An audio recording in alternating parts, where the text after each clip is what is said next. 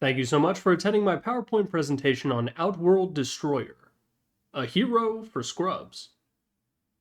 Outworld Destroyer is a ranged intelligence mid-hero whose most iconic feature is making your mid laner extremely upset. In the beginning of the game, this anger will stem from Astral Imprisonment, his W, which locks a hero out of a fight while also stealing some of their max mana. It's an amazing laning tool, and later on it becomes a Swiss Army knife of utility with both offensive and defensive applications. It also invalidates about a dozen other heroes in the game, throwing even more salt onto the pile. But later on, they will redirect their anger towards his Q, Arcane Orb. This is a right-click modifier that takes 13% of his current mana pool, converts it into pure damage, and shoves it down your throat. It's probably the best consistent source of pure damage in the entire game, and it's the reason this hero can use Hurricane Pike as a lethal weapon. Now both of these abilities are balanced by their insane mana cost. Oh wait, he has Essence Flux. This passive makes it so that whenever you cast a spell, be it Astral Imprisonment or a use of your Q, you instead have a chance to gain a massive portion of your mana bar. It basically eliminates all sense of fairness from the hero and makes it so that he will never run out of mana no matter how hard he tries. And finally, his ultimate, Sanity's Eclipse. This ability drops a Bite and Blast on the enemy team, dealing a massive amount of damage that scales depending on how much bigger OD's mana pool is than yours. Combined with the mana steal from Astral Imprisonment, it means that OD basically has a guaranteed solo kill whenever he hits level 6. His first facet, Obsidian Decimator, makes it so that whenever you proc Essence Flux, you also get a small boost to your max mana, in case for some reason you weren't already hitting hard enough. The alternative, Overwhelming Devourer, applies a mana allergy debuff to any enemy heroes hit by Astral Imprison or your ulti. For the next little bit, if they cast a spell, OD will actually heal the mana cost of it, turning it into sort of a reverse Nether Ward situation. Both are definitely usable, but if you're picking a hero that only does damage and you have an option to do more, in my opinion, you should probably do that. As for his lore, he's some kind of weird enlightened being from either an alternate dimension or outer space. I'm not sure, the words were too big and I didn't understand them. All I know is that he's one of 2 flying centaurs in Dota, the other one being Bane, that there may be a third once we finally get the gyrocopter feat reveal in his Arcana. Before moving on, I wanted to mention that the playoffs of Blast Slam V are starting this weekend. I've been told it stands for a 5, but I don't believe it. The group stage was a hoot and a holler, and you can see the bracket for the playoffs down below, and you can check what time it starts by visiting the tournament's Wikipedia page. And if you tune in for the finals, you may get to see a little extra something I've put together for the event. Thank you very much to Blast for helping support Dota 2 PowerPoints. Now in most games of Dota, when you walk up to the mid lane, you can expect to walk away with a little bit of golden XP, but when you're going up against an OD, instead you'll find an entire bucket of Kentucky Fried Dicks. This is because Astral Imprisonment is probably one of the strongest laning tools in the entire game, and it's also one of the most infuriating. Even at level 1, this ability will lock you out of the lane for 1.75 seconds, which is way more than enough time to deny a range creep. With a very low cooldown, this means that he can use it every single wave and make sure that you never get that sweet juicy 45 gold off of a range creep CS. And if you think you'll get it back in blood by denying your own range creep, reminder about Arcane Orb. This game plan has a low cooldown, basically 0 mana cost, and is incredibly easy to execute, making it a huge thorn in the side of pretty much every other mid laner in the game. This ability is also the reason why so many role queuers who wind up getting mid will pick OD in the second phase. They know that they probably won't do that well in the grand scheme of things, but they know that they will win their lane, and if you win your lane but lose the game, that means it's everyone else's fault. Now, unlike many other spells that are maxed in order to win the lane, Astral Imprison does not fall off at all after the laning phase. Being able to send enemy or allied heroes on a Jet 2 holiday for 4 seconds at a time every 12 seconds means that you can constantly guarantee a mana advantage or negate your opponent's most powerful spells. If the enemy LC decides to jump your backline and duel a Crystal Maiden, you can put your CM in jail and then just wail on the LC as she stands there staring at the orb like an idiot. If the Axe jumps your team, you can instead put him in jail and all of your team can stand in a circle holding hands and singing Kumbaya as you wait for him to come out. Abaddon ulti, Slark combo, Troll Warlord, there are so many heroes that just get the short end of the stick when it comes to his W, and there's really not much they can do about it beyond buying a BKB. It also gives OD a way to screw over his own teammates by cancelling their TPs, ruining their channeled abilities, stuff like that. Because remember that the OD on your team is really only here for some role queue tokens, and he can't count high enough to know the difference between 2 and 4. Pure damage is an incredibly difficult thing to find in Dota 2, and when you do come across it, it's usually in very limited capacities, gated by cooldowns or mana costs. But for OD, cooldowns and mana costs are simply something for the less enlightened, because he gets access to a metric shitload of it whenever he wants. Whenever OD uses Arcane Orb, it will take his mana pool and reduce it by 20% of whatever it currently is. After that, it will take the total amount of mana that he has, divide it by 100, multiply it by 13, and presto. That is the amount of pure damage that he is about to send your way, and all of this math is happening 100% of the time because this orb effect does not have a cooldown.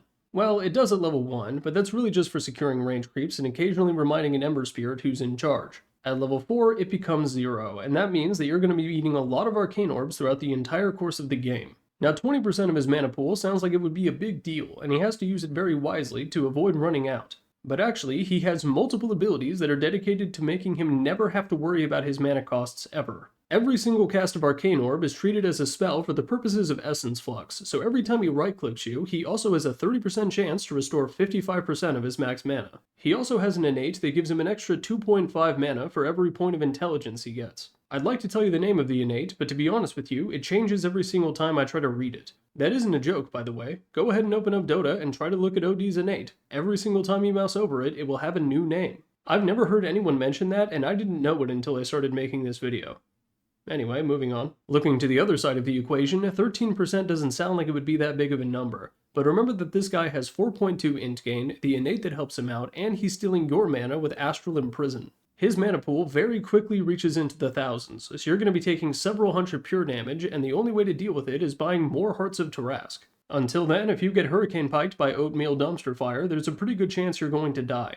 4 Arcane Orbs is more than enough to kill the vast majority of supports, and if they aren't quick on the draw with a Ghost Scepter or a Glimmer Cape or something, they're dead as soon as you pike them. And finally, it works on pretty much everything other than towers, meaning Roche and Tormentor and such. Valve used to have a bunch of special rules preventing OD from using it on secondary objectives as a way of balancing Arcane Orb, but just like many people forced to play against him in the mid lane, they just sort of gave up. Now, if all of this sounds interesting to you, or you're the kind of guy who would pick wings off butterflies as an elementary schooler, here's how to play OD. Step 1 is to execute the game plan I talked about earlier with Astral Imprison and Arcane Orb. When the enemy mid laner tries to walk up and interact with your range creep in order to get that juicy golden XP, put him in gay baby jail and deny it right in front of him. Then, use your pathetic little level 1 Arcane Orb to pop him right in the chops. It's a very simple game plan and easy to execute, but if you do so with integrity, congratulations, you have now won 95% of your potential mid lane matchups. Get 1 point in your Q, 1 point in your E, and then max out your W to optimally NTR the opposing pause 2. Get a pair of power treads, maybe another ward or 2 for the lane, and then you're going to have some decisions to make. For as simple of a kid as he has, OD's item theory is actually incredibly complicated, and the depths of which have yet to be plumbed even by a seasoned role queuer such as myself. Reach into the image in the bottom right and just pull out a handful, and whatever you get is what you'll build. You do want some kind of starting item after you get your treads in order to get your game plan moving. Witchblade, Midas, or Dragonlance, and if you're particularly based, a Meteor Hammer, are the most common options. Get 1 of them, 2 of them, 4 might be a little risky, but as soon as you're satisfied, go ahead and move to the middle column and then consider your late game options. All of these abilities have some sort of synergy with his kit. Witchblade is because you have an insane amount of int, Hand of Midas is because you benefit quite a bit from attack speed, Dragonlance is because you love right-clicking things, and Meteor Hammer is funny. Blink Dagger is also a nice option because your W lasts for 4 seconds, so if it isn't on cooldown already, you can use W on yourself and then mash Blink to get out of most situations, similar to Wraith King. BKB is obvious, and Aghanim Scepter somehow makes you tanky?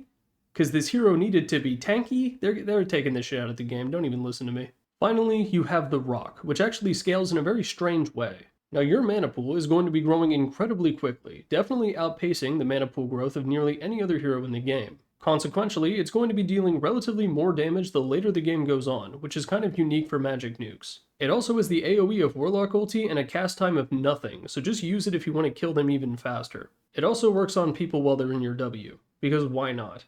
Remember that plan A is to make the enemy mid laner so upset they abandon before the first power rune. Plan B is to hit them until they die. I wrote a little bit about heroes who can and can't gank from mid before getting their ultimate. Feel free to read it if you like. Now if you're tired of losing to OD, or you called him a slur before the creep spawns and now you have expectations to live up to, here's how to beat Outworld Destroyer. Step 1 is to honestly just grin and bear it. I'm assuming that you're playing as a pause 2 against this hero in lane, and that means that going into it, you should know what to expect. Use creep aggro as well as you can in order to force his melee creeps towards you, and then try to right-click them. Just give up completely on the range creep. If you know what you're doing, you can still get a modest amount of golden XP out of the lane, and if you're playing a mid laner with farming potential, like a Leshrac or a Zeus, don't be afraid to just go to the jungle and set up some stacks for later. But even if you're playing optimally, you're still not going to have a very fun time, and man cannot survive on Kung Pao penis alone. If you're playing a hero that can make some action happen in the side lanes while you're level 4 or 5, doing so might not be a bad idea. Fly out of Clarity in a Smoke of Deceit, and then go on a jungle safari to ruin the Position 5's day. It might seem silly, and your own team might be a little bit confused by your actions, but trust me, this is much better than sitting in the trees and hoping he accidentally pushes the lane.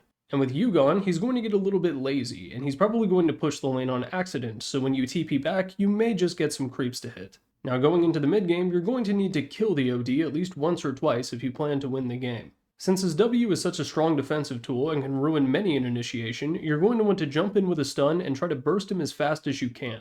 Physical or magical, it makes no difference, just get in there and don't be afraid to blow your ultimate if it means getting an early kill on the OD. He's a very momentum-based hero, so any early deaths or items you buy to interact with his game plan will have a bigger effect than you may expect. Heaven's Halberd will make him stop throwing truth nukes at you and your team for a few seconds, as will Orchid Malevolence. His attack speed is also quite low until he buys a dedicated item for it, so any kind of evasion from Butterfly or maybe a Radiance can also make or break a team fight.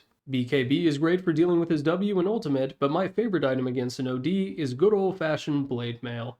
Getting Hurricane Piked and seeing his balls heading towards your forehead only to pop Blade Mail is one of the funniest things you can do in the game. All the pure damage that he just chucked right at you is going to get served right back to him, and even if you still die in the process, it's going to set him up as an easy kill for your team. That idea is also somewhat replicable by Nyx Assassin, who can use Spike Carapace and also burn his mana, dealing a shitload of damage in the process. Other good hero picks include Phantom Lancer, who can abuse OD's primarily single target damage, and Anti-Mage, who can get a rampage with the right ulti. OD's damage also usually arrives in big chunks, which is great news for TA, who can use Refraction to tank things that most Agi carries would absolutely fold to.